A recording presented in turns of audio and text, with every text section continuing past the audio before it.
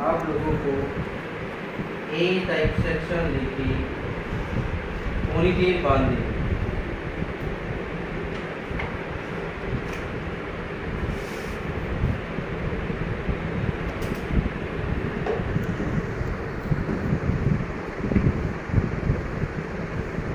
जो पोनीटेल 3 है वो हैवी होनी चाहिए।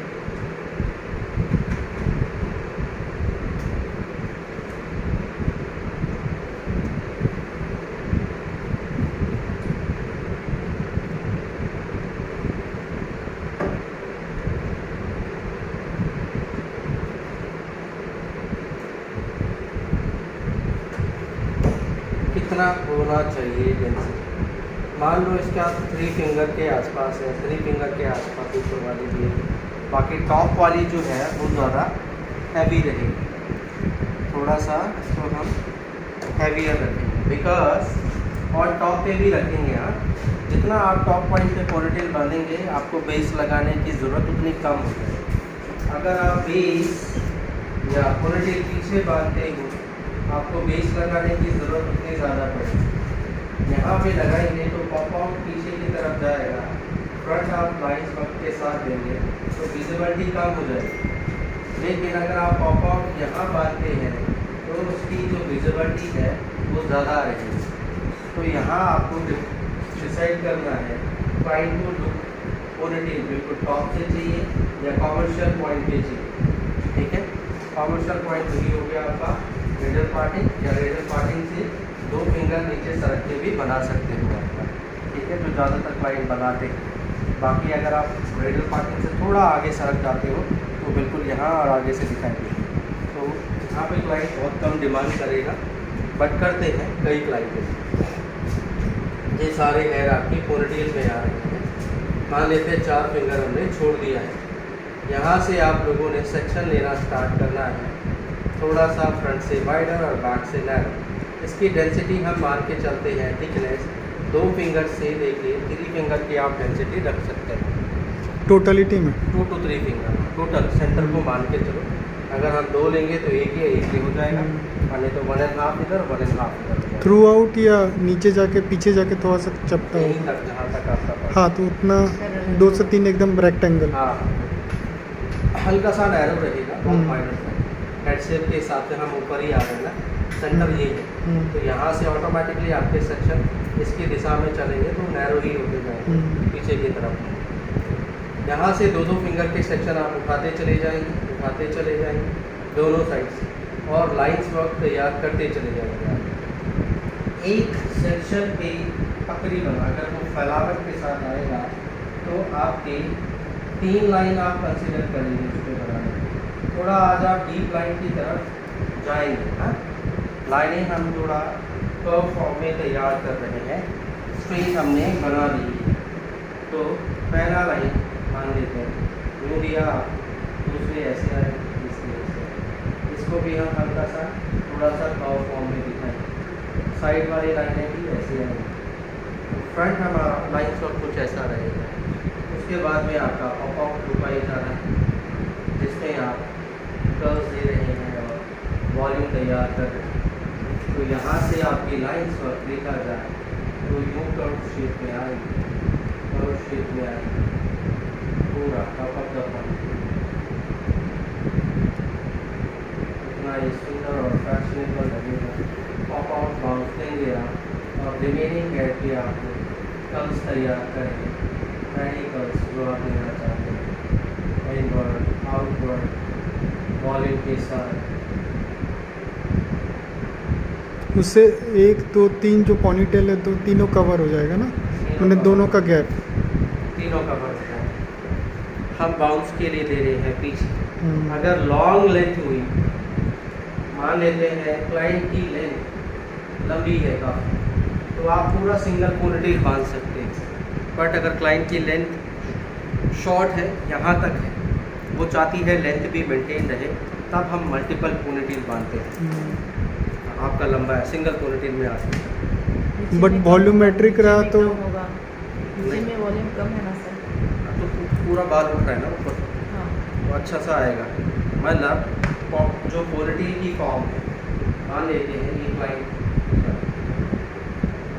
ये हमारा क्लाइंट का बाल पूरा लंबा। अगर मैं इसको उठा के लेंथ पूरी ये यहाँ तक आ रही है, अगर मैं बाल को उठाऊंगा तो उसकी लेंथ घट के यहाँ तक आ जाएगी वन लेंथ में। अगर हमें वन लेंथ में इतना प्रोटीन का फॉर्म मिल रहा है तो कोई दिक्कत नहीं है, हम उस पर दे सकते हैं, क्लाइंट की लुक अच्छी नज़र आएगी। बट अगर क्लाइंट की फाइनल लेंथ इतनी ही है तो मुझे उसको अलग अलग पोनीटेल में बांटना पड़ेगा।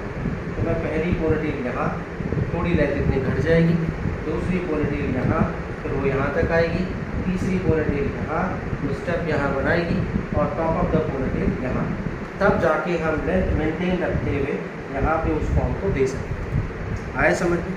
तब वो लेयरिंग जैसा इफेक्ट हो जाएगा। अच्छा, यहाँ पर आयरन कर्ल्स कर सकते हैं? कुछ भी कर सकते हैं, आयरन कर्ल्स आप कर सकते हैं, आपका डम्मी ओरिजिनल है, कर सकते हो, कोई दिक्कत नहीं। आप मत करिएगा, आप टॉम करिएगा, वेव्स बना सकते हो, एनी कर्ल्स कर सकते हो जो आप लोगों को करना है, रोलिंग, इनवर्ड, आउटवर्ड, या वेव्स भी तैयार करनी है सॉफ्ट, वो भी आप बना सकते हैं, जाएगा। तो स्टेप 1 में हम बना रहे हैं, पहला हेयर डिवाइडेशन, 4 से 5 फिंगर आपने फ्रंट के लिए छोड़ देना है। तो स्टेप 1 में हेयर डिवाइडेशन एंड सेक्शनिंग लिख सकते हो। क्या कर रहे हैं, हमने फ्रंट के लिए छोड़ा 4 फिंगर to 5 फिंगर, और उसके बाद स्टेप 2 में सीधे सीधे आपने लिख देना है पोनीटेल 1, 2 and 3, 3 पोनीटेल बन, एंड थर्ड पोनीटेल लिख देना नोट पे, शुड बी हैवी, हैवी होनी चाहिए, डेंस होनी चाहिए या डेंस होनी चाहिए।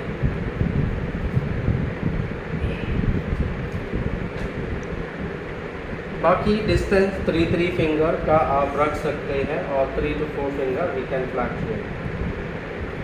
जब सारे है आपका ये सेक्शन यहाँ आएगा, लाइंस आएगी, ये भी ऐसे आएगा, तो कुछ इस टाइप की लाइंस हम यहाँ से तैयार करेंगे, ऐसी आएंगे, ऐसी आएंगे, समझ रहे हो सारा। तो ऑल बैक लाइंस वर्क है, लाइंस में थोड़ा फॉर्म अलग हो जाएगा, पीछे हम पॉप आउट दे रहे हैं।